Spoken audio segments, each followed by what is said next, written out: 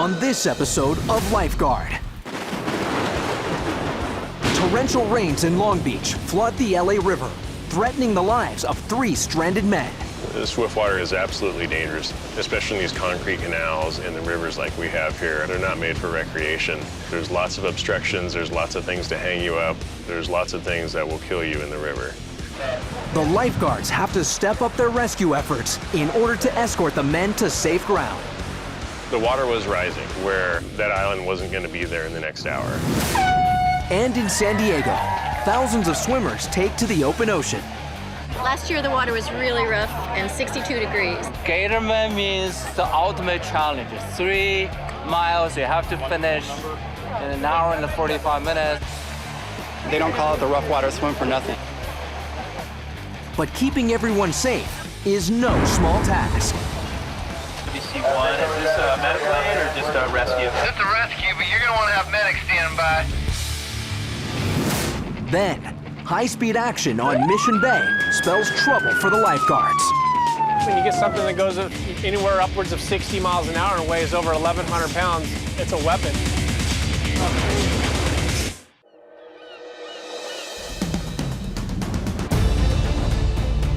The lifeguards of Southern California protect over 400 miles of coastline.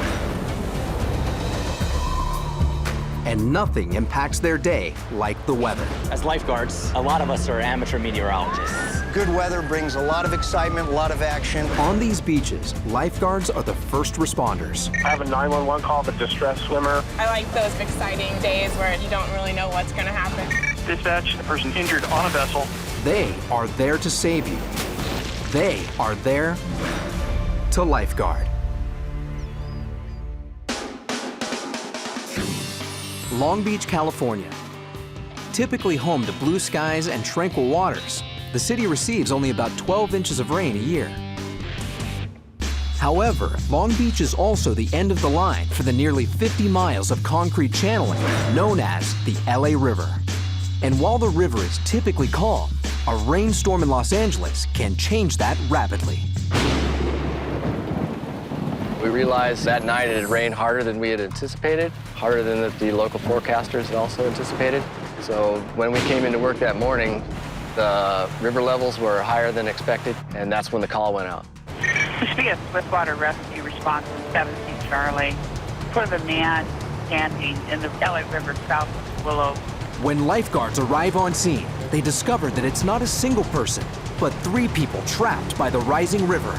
Lifeguards must race to extract them, as the island will soon be underwater, and they are just upstream from a very hazardous dam. If things go bad, there's an end of the line for us, and that's the Lowhead Dam. The one in Long Beach here is bank to bank. It's, almost 600 feet wide. They call them drowning machines, and they call them that for a reason. As the river flows over the Lowhead Dam, it hits the water below, creating backwash and a deadly spin cycle. It's not going to let you out. Once it gets you in, you're not getting out. And all units responding to the LA River person is on the east side of the riverbed. Extracting the men from the island will require the Long Beach Fire Department lifeguards to perform what is known as a Swiftwater rescue, a procedure that can be treacherous and extremely unpredictable. The Swiftwater is absolutely dangerous, especially in these concrete canals and the rivers like we have here. They're not made for recreation. There's lots of obstructions, there's lots of things to hang you up, there's lots of things that will kill you in the river.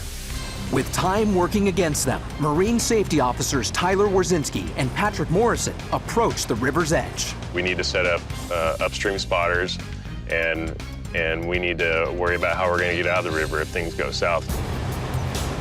The strong flow of the river forces the lifeguards to enter the water 100 yards upstream. And as they step in, it's the unseen forces below the surface that test them the most.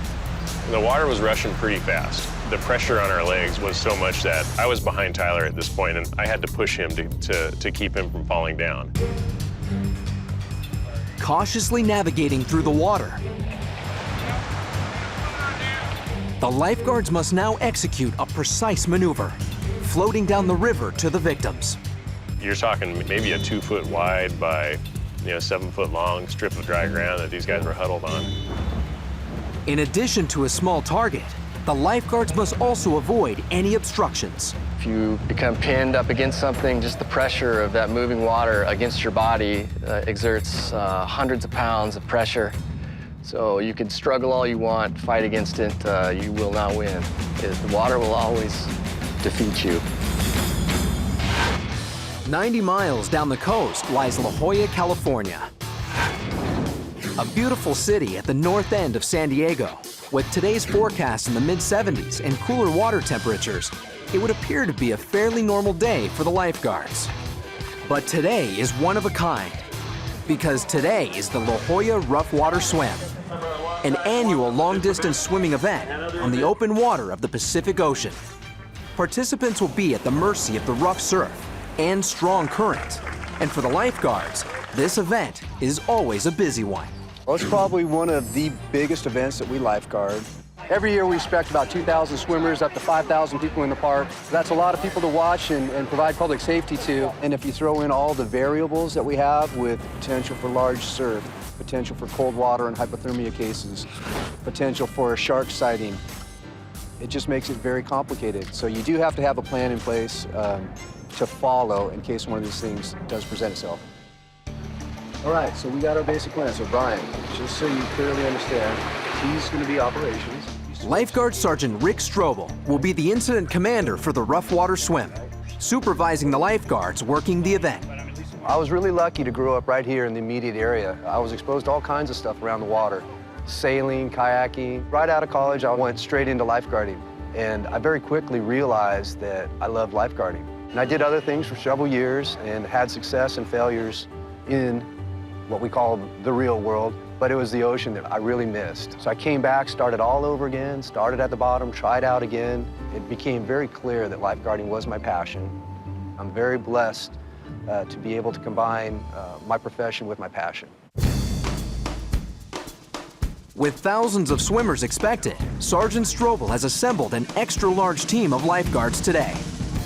We have 26 lifeguards assigned to this event. We have a fireboat, a rescue boat, 2 personal watercraft, and 16 lifeguards on paddleboards in the water. So to coordinate all those people, get them scheduled, get them here, and then protect all the swimmers is a very challenging endeavor, no doubt. 9 a.m., the junior swim, first event of the day. Ops Commander Ryan Damon keeps watch from the cove, while lifeguard Brian Chadwell is out on the water, cautiously watching for any potential problems. One by one, the junior swimmers cross the finish line with only a few minor rescues due to exhaustion.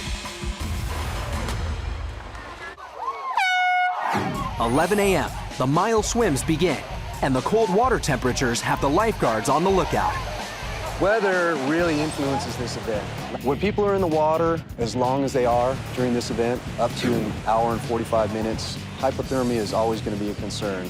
And in most cases, it's not really life-threatening, but it can be. We just want to make sure that we catch it before it gets serious, and we treat it, and we correct the problem as quickly as possible. It's now just afternoon. The weather and the water conditions are cooperating so far, and lifeguards are keeping the early events safe. But the final event of the day is only a few hours away. The extremely grueling 3-mile swim, simply known as the Gator Man. Well, this is an event that actually is the largest ocean swim event, and it's a rugged thing. 3 miles in that ocean, and especially if the water's cold. You know, if you're not used to that, that's a tough one. Last year the water was really rough and 62 degrees. Gator Man means the ultimate challenge. 3 miles you have to finish in an hour and 45 minutes to get your t-shirt and a medal. San Diego's prevailing west winds and large swell can be treacherous for those looking to compete in this 3-mile open water swim. Guards must remind even the most experienced swimmers of the perils that lie out on the course.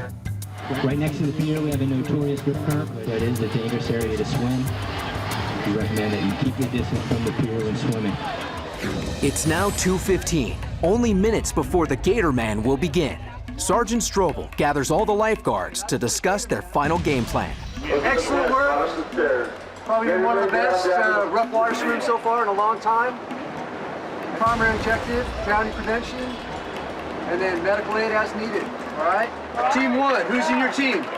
You're gonna be on the first leg of the mile swims, and then you're gonna go to the furthest leg of the Gator Man. 2:30 p.m., the time has come. All right, let's go. 26 lifeguards protecting over 500 swimmers in the open water. Take your mark.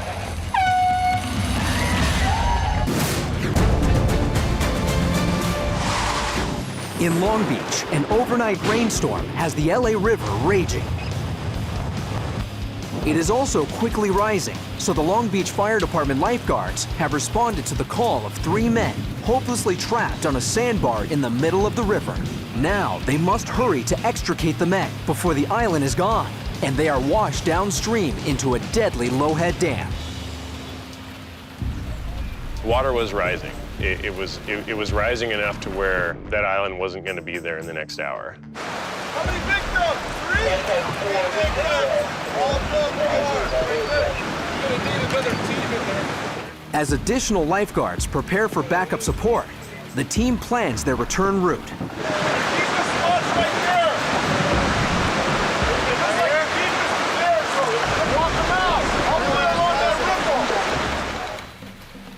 Quickly preparing the first of 3 men for extraction, the lifeguards begin their journey back to shore. Along the way, making this rescue, the patient was nervous. He kept saying he was scared and he was tired. Getting into Swiftwater with the patient changes the ballgame. That patient could panic. They could start to become combative, want you to let go of them. There's a whole lot of things. So positioning that patient so they can't get at you, yet you can still rescue them, that's the key. The first man is safely back on shore, but the river is rising quicker than expected. The lifeguards must make this next trip their final one. They add Marine Safety Officer James Reinheimer to help extract the men before they succumb to the water or the cold. Hypothermia can set in quickly. The water is going to be really cold, and they could have been wet for hours before they got into this situation. So they could be well deep into a hypothermic state. Team's back out on the sandbar. It looks to be almost completely submerged. The 3 lifeguards and 2 victims assemble a line for the final critical leg of the rescue. Dispatch, all parties on return to shore. Once you put your hands on them, they're yours. Okay, they're your responsibility, and you've got to get them to safety. You got to try everything in your ability to get them to safety.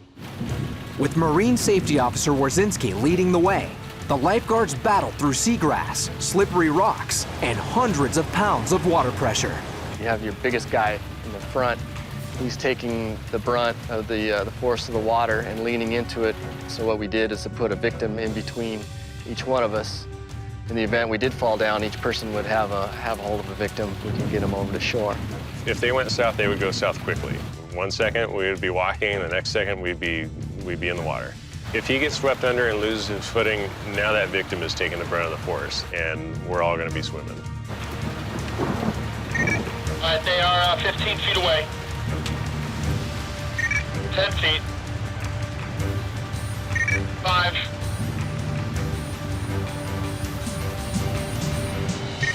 Rescue 9 and dispatch, we're clear. Everyone's out of the water. It's the best feeling to help save a life. It's what keeps people like me in jobs like this. Rescue 9 have been released from the incident. Today, the lifeguards of the Long Beach Fire Department were successful. While the weather can be unpredictable, they've proven they are prepared for anything.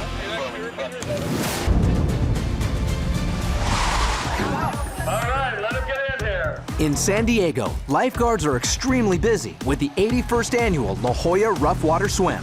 So far, we've had about 15 of the 20 events successfully completed. Had over 1,000 swimmers so far. Right now, we got the granddaddy of them all. That's the Gator Man. It's a 3-mile open water swim. Today's weather is nearly ideal for this event, but lifeguards know that there are still dangers on the course. Right next to the pier, we have a notorious rip current. We recommend that you keep the distance from the pier when swimming. During the Gator Man, swimmers will enter the water from La Jolla Cove, making a 1.5-mile journey across open ocean to the Scripps Pier. From there, they will turn around and return the same 1.5 miles back to the cove. Last thing, don't let any swimmers go into the shores. You need to rescue somebody, stop them, don't send them into the shores. We got to put them on a PWC and get them back here so we're accounted for. Team leaders, primary objective, drowning prevention, and then medical aid as needed. All right?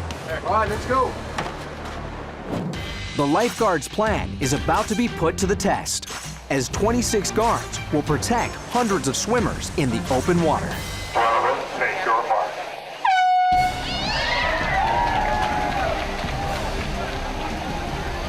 Be advised, Gator Man is underway. With so many swimmers, lifeguards must work tirelessly and always be on the lookout for trouble. PWC-1 to Ops. I've got a female swimmer complaining of shortness of breath. Bring her to the cove now. PWC-1, is this a medical aid or just a rescue? Just a rescue, but you're going to want to have medics standing by. Lifeguard Brian Chadwell brings the distressed swimmer back to the cove for medical care. The long-distance swim has claimed its first victim. What happened? I couldn't breathe at all, and I couldn't even say my name. Still a bit dizzy? Yeah. Now on dry land, the swimmer seems to have recovered, but she will undergo a full checkup with paramedics as a precaution. Even with moderate weather conditions this year, the Gator Man is still earning its reputation as one of the most grueling events in the world. The weather can be deceiving because it can be really sunny and clear outside for the spectators, but then in the water, they don't call it the rough water swim for nothing. 27 minutes have elapsed, and the lead pack of competitors are now halfway through the course. But back at the cove, yet another swimmer has been brought in with troubling symptoms. 180, 100. Blood pressure's a little high. I was about 100 yards out. I got very short of breath. My blood pressure was high. It was very high. I turned around, lifeguard brought me back in. It's the first time in this race, and just, it wasn't in the cards, I guess.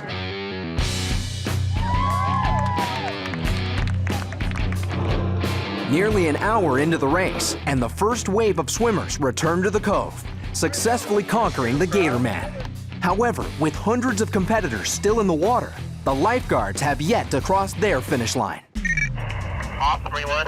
Marine 1. At the end of the pier, there's one guy on one of the staff surfboards who's not going to make it, needs rescue. Roger that, you on the green kayak. The guards have identified an exhausted swimmer on the course near a notoriously strong rip current by the Scripps Pier. And lifeguard is Marine 1 to the green kayak. We have a vessel en route. PWC-2 races to collect the man, luckily reaching him before he is pulled by the current. Sir, if you can't swim all the way back, you want some ride, go ahead and come up here and we'll have you sit down. Too tired to make the swim back to the cove, the man will come aboard Marine 1 for safe transport. Back at the cove, more and more swimmers continue to cross the finish line. Good job, people! Good job! Woo! But with the event time approaching 1 hour and 45 minutes, the lifeguards are ready for their final push. You're still in the water, and the Gator Man, the time has expired. We're gonna pick you up, thank you. Today we made about 30 to 35 rescues. That was basically assisting fatigued swimmers, swimmers that were cold, swimmers that were asking for assistance.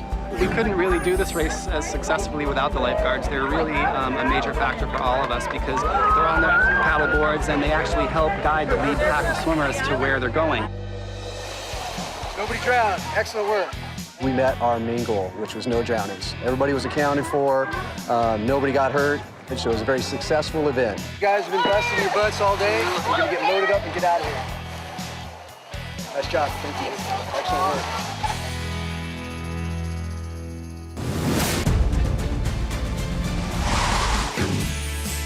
San Diego is known for its sunny skies and warm weather. But even in the middle of summer, this California paradise can fall victim to June gloom. When the wind blows offshore, that means from the land to the water, it's blowing the surface water away from the coast. The ocean does not like uneven water, so something has to come up to replace that, and that comes from the deeper water, and that water is generally quite cold. And if you get a lot of upwelling, you're going to notice a very quick drop in temperatures, and that happens occasionally in our summer here in Southern California. And today, while cold water temperatures are keeping the beach crowd scarce, the same cannot be said for San Diego's Mission Bay. At 4,000 acres, it's the largest man-made aquatic park in the country.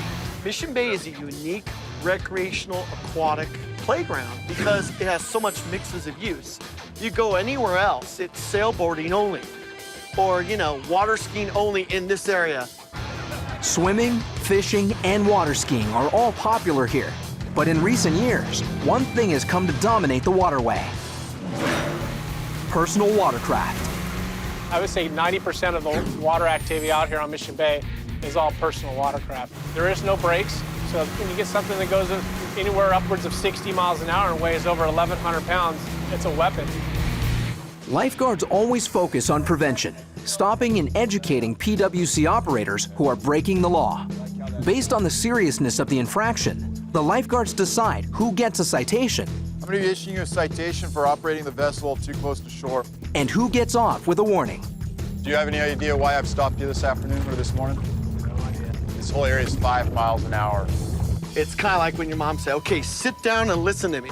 You're driving one of these, there are rules to the road when you're driving a personal watercraft. And they kind of finally will get it, like, oh, I don't want to be stopped again and have that guy talk me to death. But despite the vigilance of the lifeguards, the size of the bay makes accidents inevitable. Dispatch Guardian 1, we have a report of PWC collision. 2 parties involved. PD is en route as well. Anyone copy? 2 personal watercraft have been involved in a head-on collision on the open water. These 2 guys are out there doing donuts, run into each other, so I go up, jump on my ski and walk over, or drive over to see if they're okay, and one guy can't swim and he's freaking out. So I grabbed a hold of him, told his partner to shut off his ski. I got him, and he doesn't. Instead, he hits the gas and rides up my leg. As lifeguards provide medical aid, they discover that this is just another case of inexperienced boaters. Luckily, no one was seriously injured in this accident. But as the guards wrap up, they'll head back out on patrol to keep the bay and all of its inhabitants safe.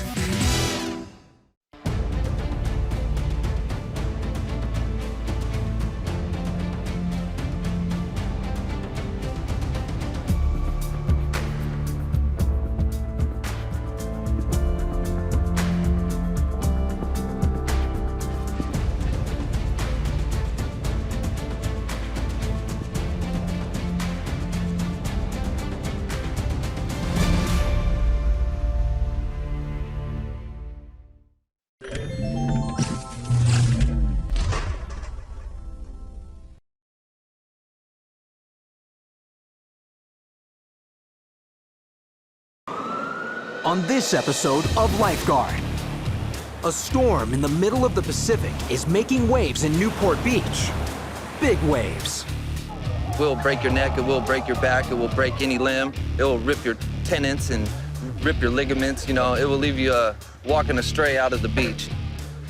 And the lifeguards are on high alert, protecting people in and out of the water.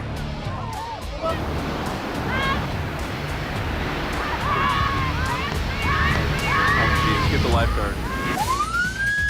While in San Diego, lifeguards race against the clock to get a severely injured victim to medics on shore. It's going to be a 25-year-old female with traumatic injuries from a fall. And later, lifeguards in La Jolla travel to great lengths to rescue an injured hiker. He's down. He's not going to be able to walk. 1, 2, 3. Put him on right here. Found the patient up there in mild condition, and getting him out proved a little bit tricky due to the location. And then, lifeguards in Del Mar take on the next generation of first responders. 5 burpees. And she pushes you to do things that you never believed you could do. Good job.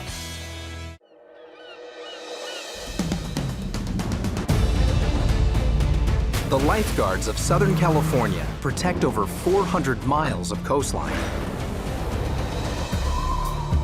And nothing impacts their day like the weather. As lifeguards, a lot of us are amateur meteorologists. Good weather brings a lot of excitement, a lot of action. On these beaches, lifeguards are the first responders. I have a 911 call of a distressed swimmer. I like those exciting days where you don't really know what's going to happen. Dispatch, the person injured on a vessel. They are there to save you. They are there to lifeguard.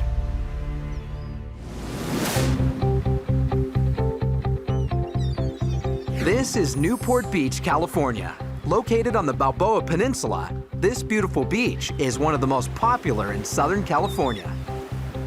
Large beach crowds always keep the lifeguards here busy. But today, crowds are not their biggest concern. Today, the lifeguards are preparing for a monster. A monster that comes alive with a vengeance. A monster that is simply known as the Wedge. The Wedge is a huge wave that only forms when several unique weather conditions come together. The first is a large Pacific Ocean storm, large enough to create a 10 to 15-foot swell. The second is a combination of wind and tide that steers that large swell towards Newport Beach from the south. An interesting thing about Newport Beach is the phenomenon, the surf break called the Wedge. That area generally faces south-southwest, so it picks up a south swell quite well. Incoming storm waves from the south hit the jetty at a 45-degree angle, reflecting off and then hitting the next wave of the set. When these two collide, they form a wave much larger than either of the two separate waves. Overseeing safety at the Wedge today is Lifeguard Chief Jim Turner. We've got a large crowd. The Wedge just had its high tide. Everyone is here to watch the big waves. Today, the lifeguards have extra staff on duty and a precise game plan. In addition to the guards on the tower, they will also station guards on boats outside the breaking waves and watch from the water's edge. Because here, response time is everything. The rescues that we have here, there's a heavy impact zone, so we have that moment of imminent danger where you do just have to sprint out there right away and you don't have that little time to play with where you can watch a rescue begin to happen. Here it's just an absolute emergency right off the bat. Over the years, guards have seen it all at the Wedge. On July 24th, 2009, the lifeguards witnessed the raw power of those waves as they slammed an experienced body surfer into the jetty, pinning him against the rocks. Guards responded immediately from the beach and rescue boats, trying desperately to get the man out of the water. They were successful in pulling him out and onto a rescue boat, but it was too late. He had drowned in the waters of the Wedge. Even with the dangerous and violent water conditions, the Wedge still attracts body surfers from all over the world. I'm from Kailua, Hawaii, and came today to try to catch some waves at the Wedge. I drove from Portland, Oregon yesterday to come down to be here. I'm from Egypt. I've actually never seen waves like this size live, ever, period. They may love the ride, but with 20-foot waves, the dangers are obvious. The Wedge tends to break in a really shallow water. And so here you're gonna see a lot of dislocated shoulders, broken collarbones, and we do get our occasional spinal that happens here as well, and our C-spines where people do break their necks. You gotta know how to take a pounding, and if you ain't ready for it, it will break your neck, it will break your back, it will break any limb, it will rip your tendons and rip your ligaments, you know, it will leave you walking astray out of the beach.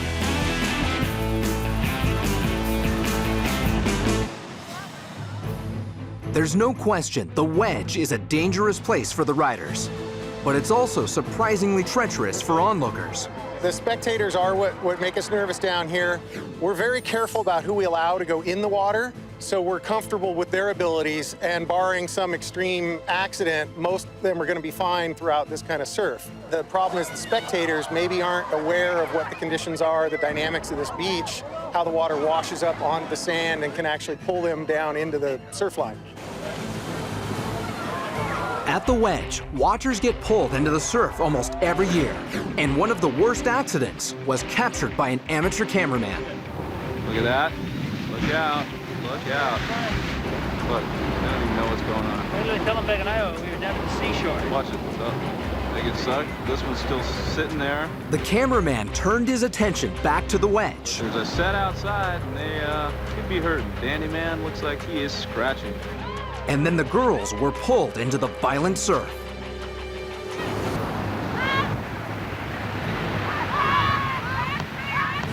Oh, geez, get the lifeguard. You better get going.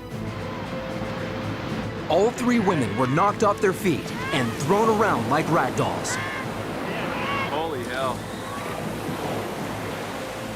But luckily for them, the lifeguards of Newport Beach were quick to respond. That one's okay, we hope. Her mom or whatever, having a tough time. Because of their respect for the raw power of this unique wave, the lifeguards will always keep watch on the Wedge. 80 miles down the Southern California coastline in San Diego's Mission Bay, hot summer sun is bringing out hundreds of pleasure boaters. And the lifeguards know that this increased activity in the bay is a perfect recipe for one thing: emergencies. Dispatch to 4 Sam. Got a 911 report of a person injured on a vessel. It's going to be a 25-year-old female with traumatic injuries from a fall. Lifeguards Steve Orlowski and Mark Brown are the first to respond. Guardian 1 responding. We arrived on scene and it was a 50-foot sport fishing vessel that had a lot of people on board. It seemed to be having some kind of a gathering or a party on board. Using their training as emergency medical technicians, once on scene, the lifeguards quickly assess the victim. I'm gonna feel back here, okay?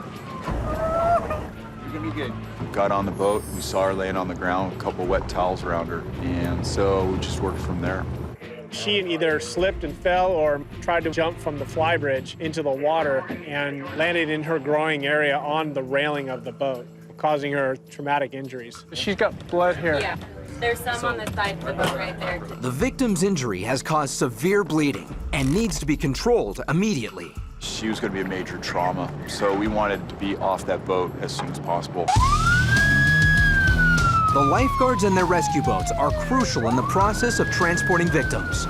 Essentially, the boats are water ambulances. We just wanted to confirm that the Sports Center dock is going to be the best location for the medics. That's where we have them routed now. Typically, there's a lot of traumatic injuries, and so having the skill of emergency medical technician is a key component out here on the harbor unit. Lifeguards transport the injured woman to the medics waiting on shore in less than 10 minutes from the initial call. 26-year-old female weighing 107 pounds. She's in extreme pain, a 9 out of 10. Thanks to the San Diego lifeguards, the woman is now on her way to the hospital.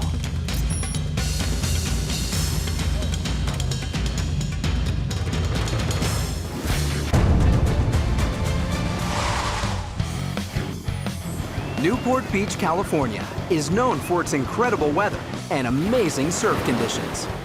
Today, a distant storm has brought 20-foot waves to the infamous area known as the Wedge.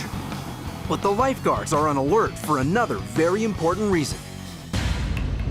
General reminder to all swimmers and beachgoers, we got a very hazardous rip current today. If you don't have 2 fins on, please stay speed, waist deep water, no further. Thank you. Today's weather is creating a hazardous situation. The west wind and the existing south swell are all the ingredients needed for a rash of rip currents.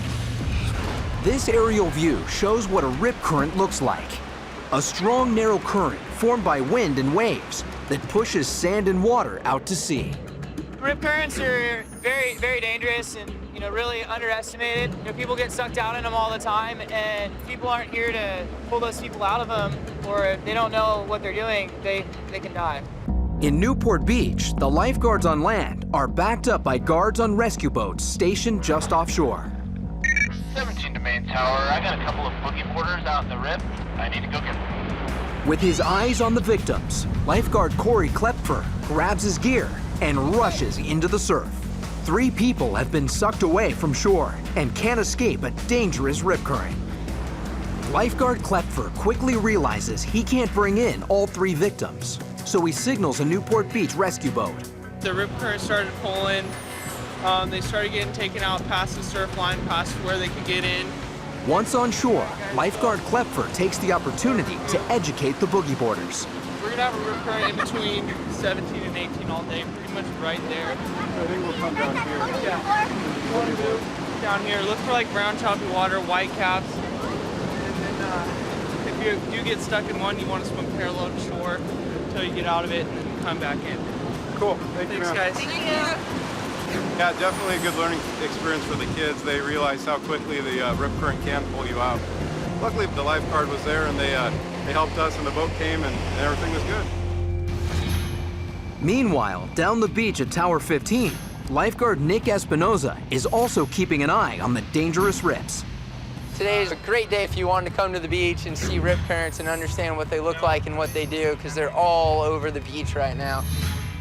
Espinoza 15. My experience started when I was a baby. My dad surfed his whole life and started taking me to the beach. And through that experience, I was looking up at the lifeguards in the tower, and the whole time I was just thinking to myself, wow, I hope I get to do that one day. Now it's starting to act like a whirlpool right on the shoreline, even like where that little girl is right there. She goes in more than her ankle. She could be a potential rescue.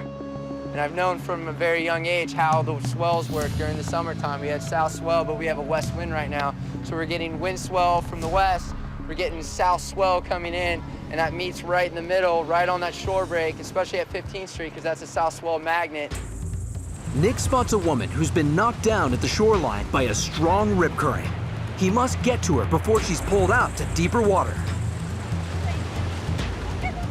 She was walking on the beach, and a whole bunch of water rushed in all at once, formed the base of a rip current right on the shoreline, and literally took 1 second for it to form, start swirling, and knock the lady over.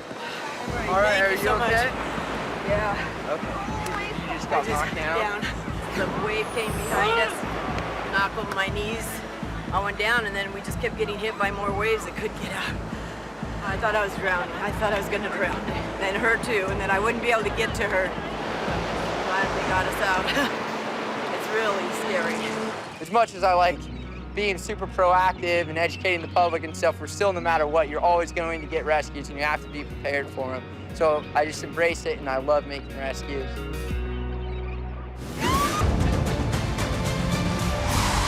When it comes to beach cities in Southern California, it doesn't get much better than San Diego. But with 22 million visitors each year, the beaches have a tendency to get crowded. Beachgoers who are looking for a more secluded experience may head north to Black's Beach. With several miles of shoreline butted up against the cliffs of Torrey Pines State Reserve, this area is isolated and protected by only 6 lifeguards during the summer. With the 6 guards they'll have one person up here at the top of the cliff, the place we call the perch. They watch as much of the beach from up here as they can, and then around the corner down to the south, we have another station that's a little bit closer to the beach. Then we'll have personal watercraft that's set up for rescue that we use inside the surf. We have a truck, and we have an ATV down here as well. So if a major medical situation arises here, they'll need backup. Dispatch to Unit 34. There's a sick person up by Brenner Canyon in between Flat Rock and Muscle Rock, so you can head that way. Lifeguard Ryan Foster was patrolling Black's Beach when the call came in. I was in Unit 34. One of our utility vehicles, they called for a Code 3 response for our unit. I grabbed the trauma pack and started the trail. Black's Beach lifeguards rushed to the scene with all available resources. 34 copy. We'll be heading that way. We're going to send the ATV due to the high tide. Dispatch copy. And 31 Sam copies. 7 miles south at La Jolla Shores, Sergeant Ben Lewis and AJ Villa depart Code 3 from Muscle Rock. Blacks are able to have another unit head up there and help out with that. A native of the East Coast, Ben was a lifeguard on the Jersey Shore for 5 years before deciding to move to San Diego. When I came on 18 years ago, I'm the new guy from the East Coast, the New Jersey lifeguard that everybody's gonna keep an eye on and see if he can, hold up to the standard out here in Southern California. But the big difference is certainly weather. On the East Coast, I remember there were days in the middle of the summertime where we could see those dark clouds marching in from the west, and we knew the rain was coming. Then it would just clear out the beach crowd, beach would be empty, and it would rain for the rest of the day. But something like that in Southern California is very, very rare. Being an East Coast native, Sergeant Lewis has had to learn to adapt to these types of calls on the Southern California terrain. The combination of surf, cliffs, is dangerous, and you throw a couple people in that mix and it can make things particularly tricky. The lifeguards on scene give the victim oxygen, check his vitals, and continue to feed information back to Sergeant Lewis, who is en route. Is your patient unable to walk? He's down. He's not going to be able to walk. I took him a Sam copy. I think the best way to extricate him is going to be carry him over Muscle Rock. I took him a Sam copy. Sounds like he might be at the far north end. beyond some rocks where the tide pinches off, so access could be a little difficult. The lifeguards who were first on scene have stabilized the 61-year-old man, but they have a huge problem. This area is accessible to emergency vehicles only at low tide. The tide is now at its high point. Dispatch, Signal and Sam on scene, Muscle Rock. Traveling on foot, Sergeant Lewis arrives at the victim. Young meds? Just taking meds for seizures, but he says he hasn't had he has a history of epilepsy, but he hasn't had any in a long time. He was unconscious? No, he was not unconscious, but he was altered. All right, let's go. Let's move. Are you ready? Yeah. On 3, 1, 2, 3. Just put him on right here. Found the patient up there in mild condition, and getting him out proved a little bit tricky due to the location. So we had to utilize the quad and a group of about 5 lifeguards to carry him out. We carried him out down a little stretch of beach, over some rocks to an awaiting 4x4 pickup truck, where we were able to drive him 2.5 miles to the paved road, where we had a fire department and paramedics awaiting the patient. 31 Sam dispatch, Unit 34 has got the patient en route to the base of the road to get with medics. Dispatch copies. Whether it be the surf, the temperature, the tides, it's constantly changing. Today the challenge was accessing a patient with the high tide. A high tide that pinched off some of our access points that would be available to us during a low tide. And then we improvise a little bit when we need to and make decisions based on what the environment and our patient are throwing at us. So that's what we did today.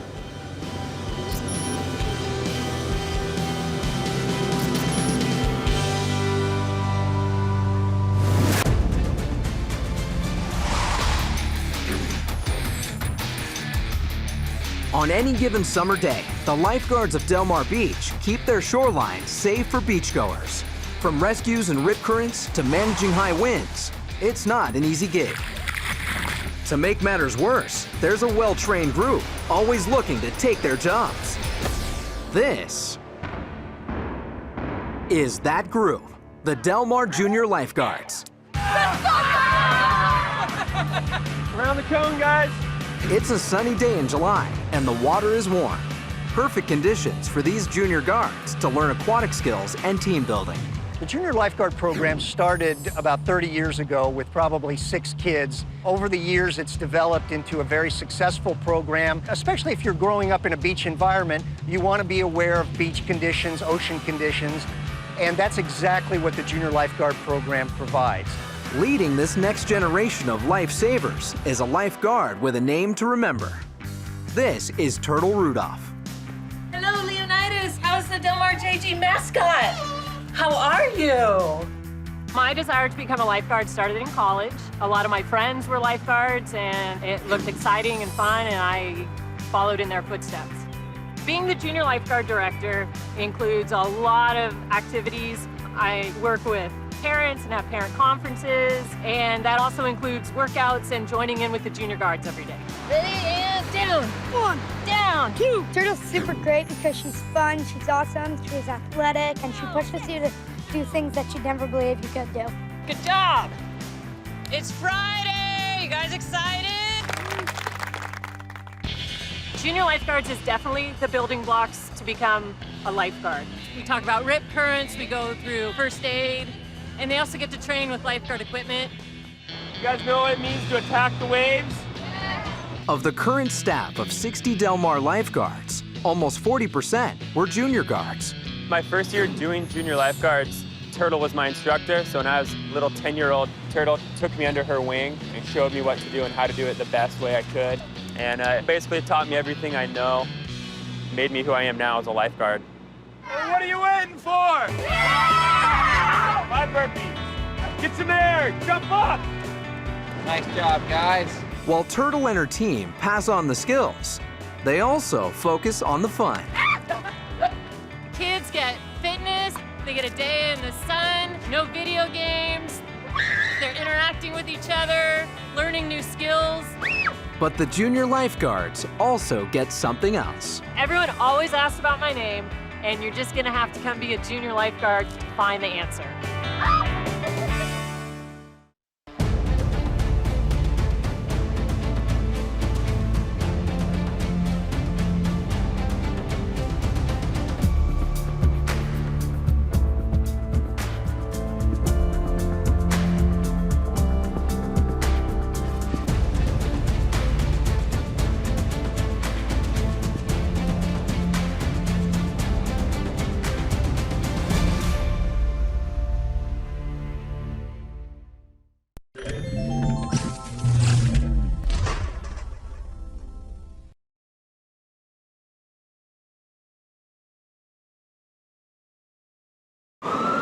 On this episode of Lifeguard, the weather in San Diego is heating up and crowds are flocking to the beach. We got a lot of people on the beach today. It's a very sunny day. We're busier than normal.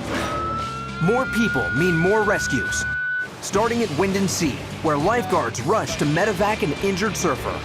If they had moved their neck even a quarter of an inch either direction, then they could have been paralyzed. While at Mission Beach, the lifeguards race against time to locate a young man fighting to stay above water. There was a very severe glare, and if we can't see the victim, then we can't rescue him. And when the day comes to a close, a swimmer is reported missing. We call it the golden hour, for someone to have a chance to be revived. But they're racing against both time and the sunset. We have a general direction, but we have no real knowledge of whether he went to some direction unknown to us, so the area was expansive. Then, a deep water rescue that lifeguards won't soon forget. Most time fatalities, you find them on the bottom, so I was concentrating on looking on the bottom. But as I turned, something caught my eye, and I looked up, and the individual was suspended above me about 10 feet.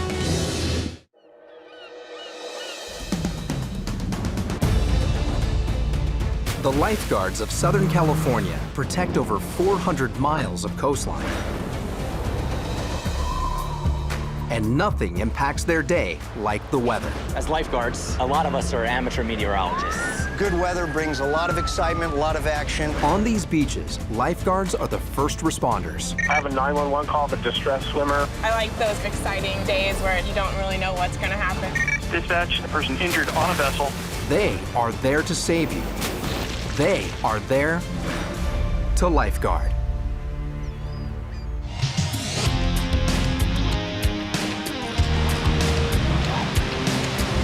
In a typical Southern California summer, sunshine is never in short supply, and the rays beating down on San Diego today have temperatures going up, way up.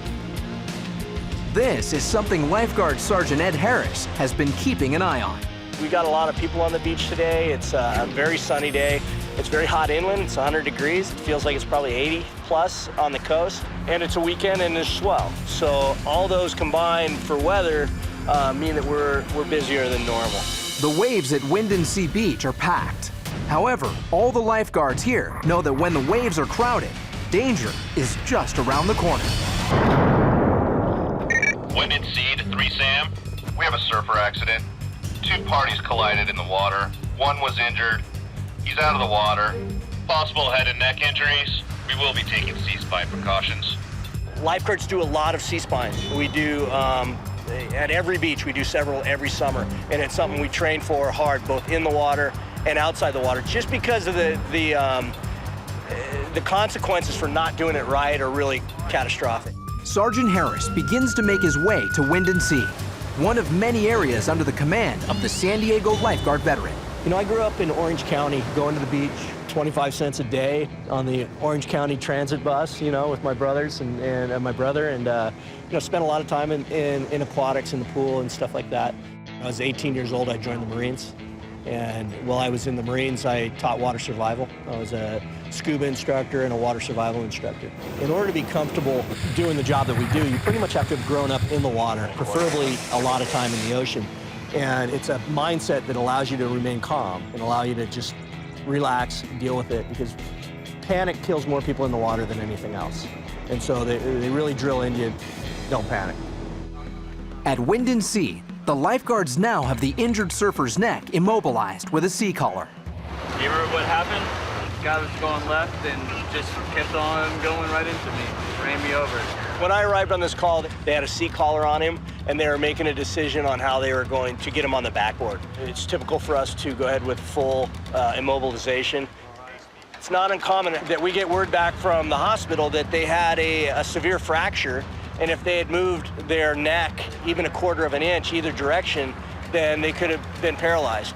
Beautiful, gentlemen. All right, we're gonna slide them up a little bit. 1, 2, 3. We're not doctors, we don't put them back together, but we stop any more damage from happening, we stabilize them, we package them, and we get them to the people that know what they're doing.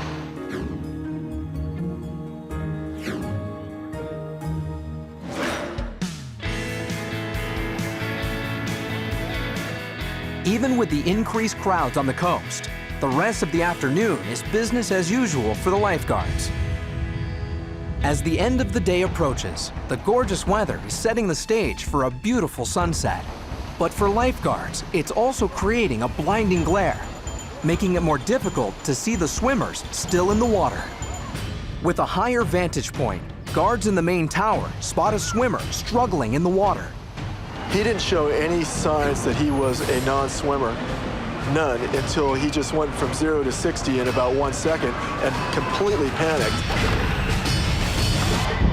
Started to climb the ladder, managed to get a few hands up here and there, probably just to try to alert us, although we were clearly aware of his plight. Would you like to dispatch? Dispatch. That is surf boat, code 3, Mission Beach for a rescue. Rescue West, code 3 to Mission Beach for a rescue. Yeah, we're done. Rescue West en route. The closest lifeguard on the beach is Shiloh Spangler.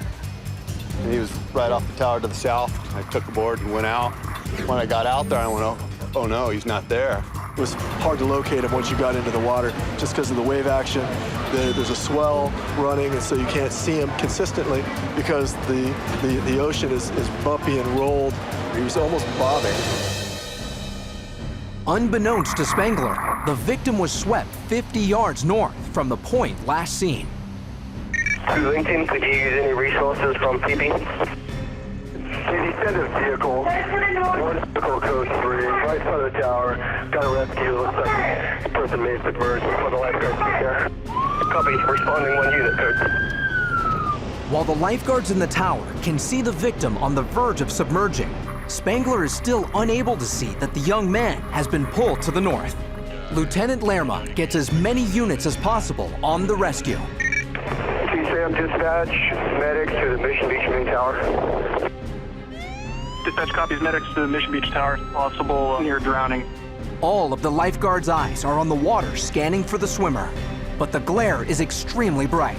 There was a very severe glare, and if we can't see the victim, then we can't rescue him. Dispatch copies rescue west, rescue south, staging a mission. Dispatch 2 Sammy's got engine 21, medic 21 responding oceanfront walk.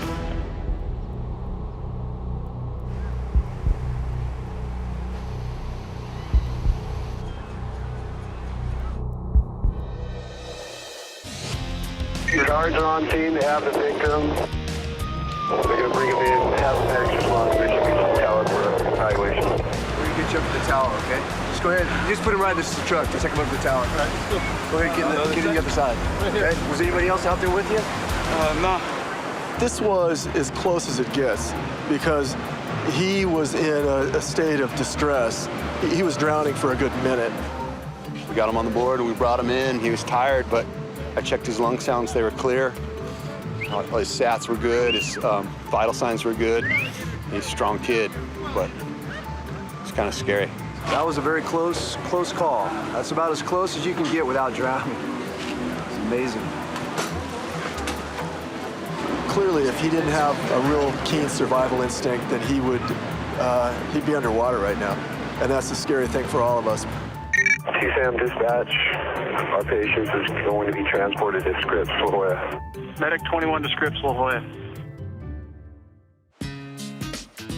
With the swimmer safely on his way to the hospital, the lifeguards prepare to close the beach for the day when they receive another startling call.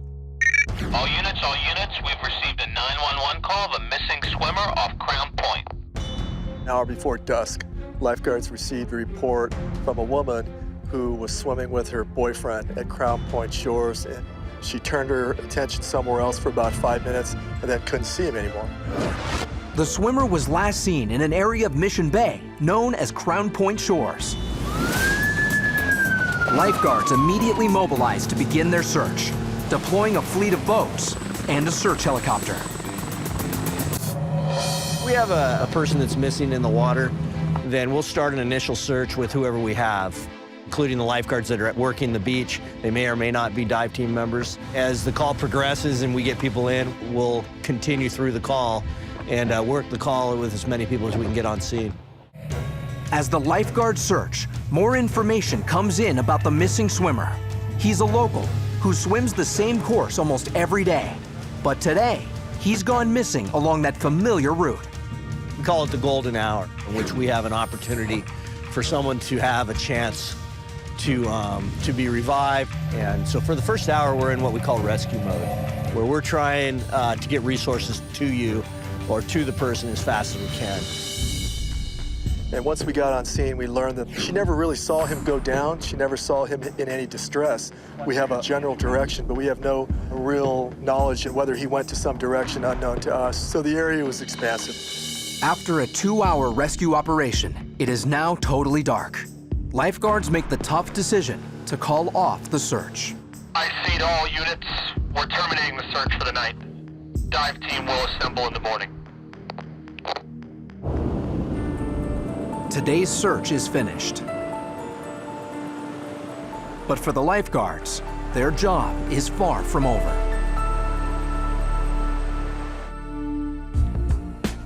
At daybreak, the San Diego Lifeguard dive team assembles for their mission.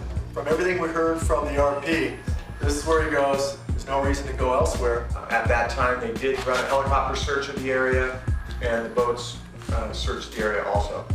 Nothing found, and the determination was that this was a recovery, not a rescue mode. Dive team is a group of individuals composed primarily of the lifeguards, but we've also got the medical examiner's office, several people from the police department, and we all come together whenever we have something involving the water that requires a response, whether it's investigation, whether it's a recovery or a rescue. What we have strived to do is just have a team that can handle anything that happens at all. We've got underwater scooters that we use. We've got sonar that we use. We've got underwater communications, buoys, lines, grids. With all the sophisticated equipment, we have divers. And divers and their years of experience and knowing the coastline and knowing human behavior tends to be the best thing that we have. With the dive team briefed and assembled, they head out to Mission Bay to begin their search. If the man is still in the water, there is little to no chance of survival. But until the lifeguards find him, the family on shore won't have closure. We had to start planning for a big search, and the way that normally goes is you try to establish a last seen point, then we try to develop a search area, and then we start to determine what our search patterns are going to be underwater. While the reporting party initially took her eyes off the missing swimmer for only 5 minutes, she waited over an hour to contact the lifeguards. This made it difficult to establish a reliable point last seen and search area. Using analysis of the tides, wind, and information from the reporting party, divers begin their search. To execute the precision search over such a vast area, the lifeguards utilize several high-tech tools, including handheld sonar. And it's just like a radar gun that the CHP officer would use on the freeway. It will send out a narrow band of ultrasonic waves into the water, and it will return back to you in the form of a sound. A scuba tank may have a higher pingy sound, where as organic material, a body or something like that would have a different sound. That it will tell you what the distance is from that item. The San Diego dive team set out on their search, looking high and low for the missing swimmer. If the man drowned, it's likely that his body would be on the bottom of the bay, which is where the lifeguards begin their search. Lieutenant Nick Lerma is the incident commander for the mission. My job as the team leader is just making sure that we have the right amount of people, that we have the right equipment, and in this case, that was just air, sea, land. We plan to have a helicopter continue the aerial search, contacted some of our neighboring lifeguard agencies, Del Mar lifeguards, called them in. They had about 20 divers combined. With the addition of Del Mar's divers, the search team is approaching 40 members. Since Mission Bay spans over 2,000 acres, the more divers, the better. While today's rescue is in the calm, shallow waters of Mission Bay, the dive team often responds to calls in another unique area of San Diego. We have something called Wreck Alley, so there's a few wrecks right off Mission Beach that you can go to, and that's a pretty popular dive spot. Wreck Alley is roughly 1 mile off the coast of Mission Beach. It's a large collection of sunken items made up mostly of old ships. With much of this debris scattered more than 100 feet below the surface, this is an area only for advanced divers. And the lifeguards know that one ship attracts more divers than any other in Wreck Alley. The Yukon's a approximately 350-foot Canadian destroyer that was sank for sport diving. As the wreck disintegrates, it gets a little more challenging for some divers. And on certain days, there's a decent amount of surge moving over the wreck, which will throw you around. We don't recommend penetration dives on it unless you're a skilled, experienced wreck diver. At the heart of the Yukon is an extremely dangerous area known as the boiler room. In 2005, Sergeant Harris ventured into the boiler room to find a missing diver. The boiler room had been sealed, and we were under the impression that it was still sealed until we found an opening to it. It's kind of a tricky area. It's simply because the ship sits on its side. If you can imagine walking down your hallway at home, but you're walking on the walls, everything's off kilter. You're a little disoriented at times. It's 100 feet deep, and then you've got to drop through an open elevator-type shaft. It's just an open shaft. And then you're in an area of a hallway, and so it's about another 40 feet down the hall. Chris Ingalls and I stopped at the entryway, and I had him hold his light into the hole and then feed me line off a rec reel. When they sank that ship, they put all the debris that could be a problem for divers into that one room. We had catwalks and wires and cables and pipes, and it all became piled by the entrance. I went in to the boiler room. I had to go through what we call the debris field. It was about a 15-foot area where I was able to kind of just tuck my hoses in, crawl through that area. Once I got through there, the room opens up into a kind of a 3-floor huge room with big boilers. The problem with closed-off areas like that, every ledge, every screw, every hole has a certain amount of dust on it, or silt, as we call it underwater. It's quite easy if you move rapidly to silt out a compartment where you can't see your hand, even if you're holding it to your mask. Most time fatalities, you find them on the bottom, so I was concentrating on looking on the bottom, but there was an area about 40 feet across the room that I couldn't see. Once I got to that final place where I couldn't see, I thought he would be there for sure as the last place, on the ship that I hadn't looked. And as I came around the corner, I looked down and he wasn't there. And so at that point, I'm like, okay, it's time to get out of here. And so I'm making my way back, and as I turned, something caught my eye, and I looked up, and the individual was suspended above me about 10 feet. And he'd gotten silted out and caught into some pipes and some rigging that was there. It took another 3 dives to come up with a plan and to extricate him a little bit at a time. So I went back 3 times over the next couple days to move him a little bit at a time without silting out the compartment. Yeah, that'll likely be the most challenging rescue that I'll have. It was definitely above and beyond what we normally have. We identified that before the ship was sank. That was why we didn't want divers in there. That's why we had it closed off. And unfortunately, some people decided to make access. Back in Mission Bay, the recovery effort is still in full swing. Divers from San Diego and Del Mar are combing the sea floor. Meanwhile, helicopters search from above. Then, word comes in of a possible discovery. Dispatch to 2 Lincoln. 2 Lincoln. We have a 911 call of a possible body sighting. After hours of searching, the lifeguards get new information. A body has been sighted 1 mile south off an area known as Ski Beach.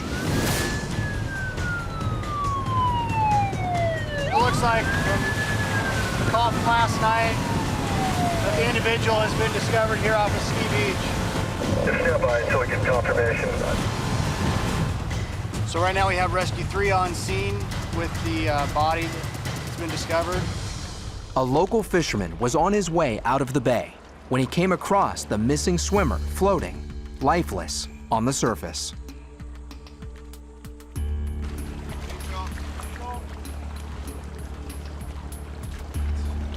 The other boat's coming over to render assistance on getting him out of the water. was found by a passing vessel that was outside of our initial search area. So we were able at that point to recall the divers, go over and take care of the body. One unique, extremely valuable member of the San Diego dive team is Deputy Medical Examiner Craig Nelson. Until the body is found, I really just consider myself a regular member of the dive team. Then once the body is found, I'm able to contribute in my own specialty of being able to perform an on-scene examination of the body and help the lifeguards identify what all we might need to document on scene and as the body comes back to the dock, until I can meet with one of our investigators and arrange for the body to be transported back to the office. After a brief examination of the body, lifeguards confirm the identity of the missing swimmer. The search is over. Guardian 1's on our RV. While the dive team's process is very technical, at the heart of every mission is a very personal aspect.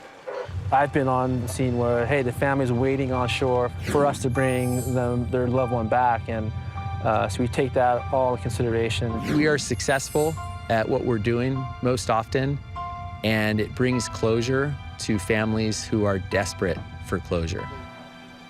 It's so important because there are so many people that are affected by one death that we can bring closure to a lot of different people and extended families, and that's what we're here for.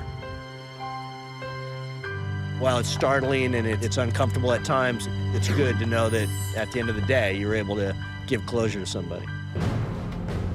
For the lifeguards, death is never an easy thing to deal with. But it is a stark reminder of the importance of the job that they do day in and day out.